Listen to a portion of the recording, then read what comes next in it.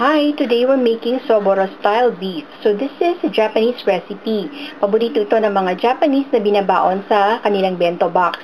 So tamang-tama ito pambaon ng mga anak natin sa school kasi medyo manamis ang lasa niya kaya siguradong magugustuhan nila to. Kasama sa Soboro style beef is yung scrambled eggs. So gagawa rin tayo kasama nito. Ang mga ingredients natin para sa ating Soboro style beef ay 1 pound or about half a kilo ng ground beef. This is 5 teaspoons ng mirin. Mirin is a Japanese cooking wine. So, pagka unang bumili kayo nito, syempre medyo mahal ng konti, but then, ang isang boteng ganito is napakatagal nyong gagamitin. This is 2.5 teaspoons ng sake. Ang sake naman is a Japanese wine.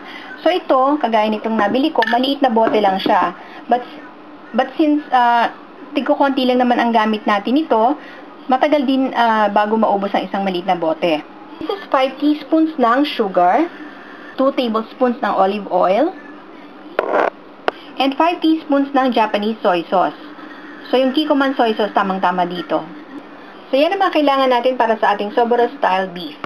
Para naman sa ating scrambled egg, ang kailangan natin 3 pieces ng large eggs, 2.5 teaspoons ng sugar, 3 teaspoons ng water, a pinch of salt, and a dash of sesame oil. So, yan naman ang mga kailangan natin para sa ating scrambled egg. Okay, so, ang unahin natin iluto is our scrambled egg. So, kinra ko na yung tatlo nating eggs and then we're gonna beat it. And then, i-add natin yung sugar, ating water, a little bit of salt, tsaka yung ating sesame oil. And then, ibibit natin ulit. Yan. So, kung mapapansin ninyo, naglagay tayo ng water dito sa ating scrambled egg. Kasi yung water, actually, nakakatulong yun para maging fluffy yung ating omelette. Diba, minsan pag nagluluto tayo ng walang water, ang nangyayari sa kanya is flat yung ating omelette or yung ating scrambled eggs. Pero once ilagyan nyo yun ng konting tubig, makikita nyo yung difference. Magiging fluffy siya. Yan. So, pagka well-blended na siya, pwede na natin siyang iluto. Yan. So, mainit na yung ating pan. Maglalagay tayo ng konting oil. So, I'm using canola oil dito. Swirl lang natin yung pan para ma-coat ng oil yung bottom niya. Kapag mainit na yung pan, lalagay na natin yung ating egg.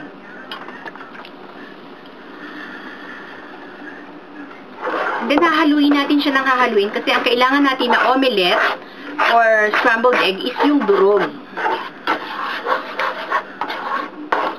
So, para tayong gumagawa ng English omelette.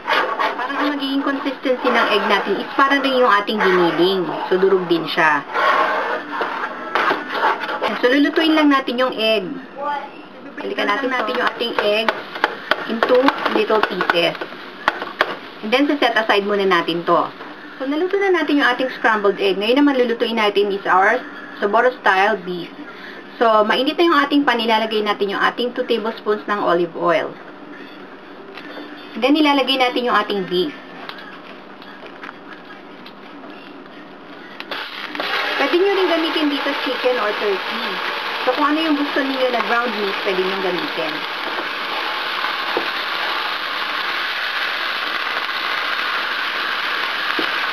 Next, ipapa-brown natin yung ating meat.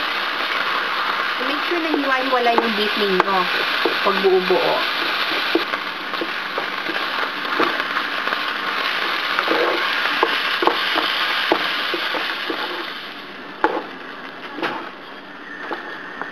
Yan. So, brown na yung ating beef. Ngayon, isasama na natin yung the rest ng ating ingredients. So, sama natin yung ating soy sauce, yung ating sake, yung ating mirin, last, yung ating sugar. So, haluin natin mabuti.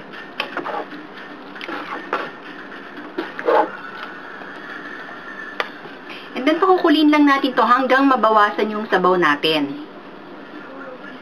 So, babalikan natin. Nabawasan na yung ating liquid.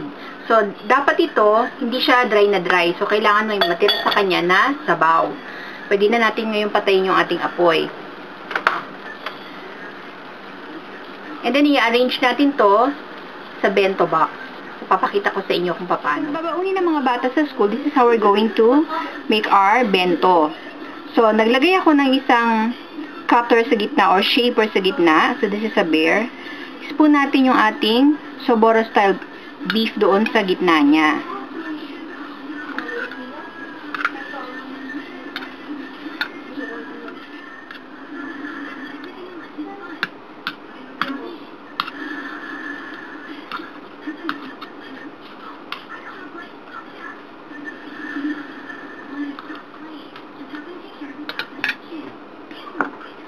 Next, spoon naman natin yung ating rice sa gilid ng ating shaper or cutter.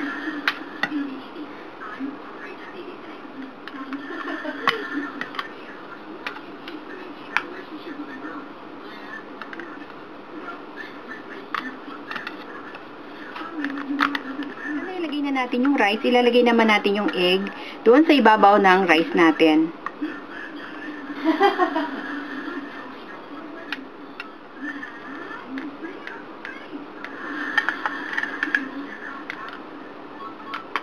So, yung rice natin, itatap natin ng egg completely. Yan. So, kapag nailagay na natin yung ating scrambled egg doon sa ibabaw ng rice, tatanggalin na natin yung shaper natin sa gitna.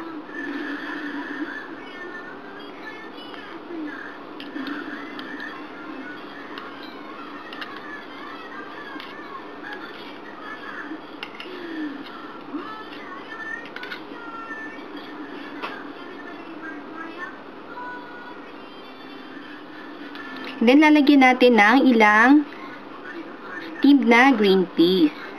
Pang contrast ng color.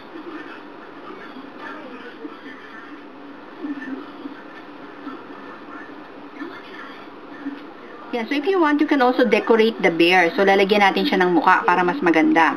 So, what I have here is a piece of sliced cheese at straw na malaki. So, ito yung ginagamit sa bubble tea. So, i-shape lang natin yung ating straw into an oblong. And then, kakat tayo ng cheese. Yan. Ito yung bento box natin na may bear. Ilalagay lang natin yung nose niya.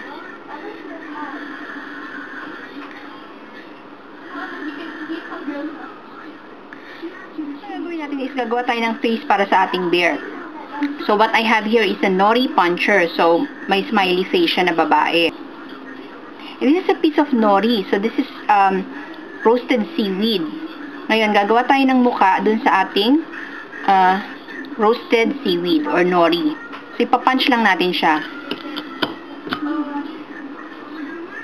Yan. So, nakat na yung ating face. Gawa tayo ng isa pa.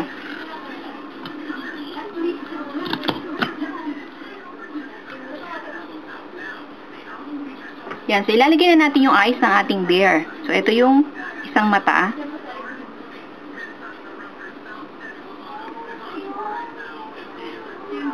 So, i-eyes lang natin siya. Then, yung isang mata ulit.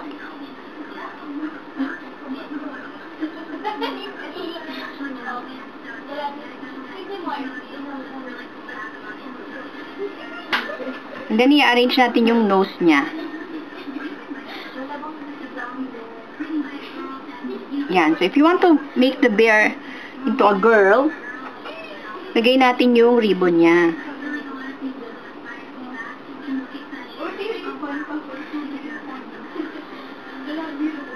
You can put just one ribbon, or if you want, you can put two.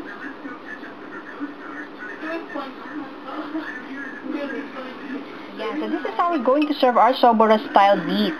So, inilagay natin siya sa isang bento box. O sino ba namang bata hindi matutuwa pag nakita yan sa kanyang lunchbox, di ba? I'm sure uubusin lahat ng anak ninyo yung baon nila. So, madali lang naman gawin. So, sana i-try nyo tong recipe na to at sana ay nagustuhan nyo tong ating video ngayon. So, hanggang sa susunod ulit, maraming salamat sa panonood.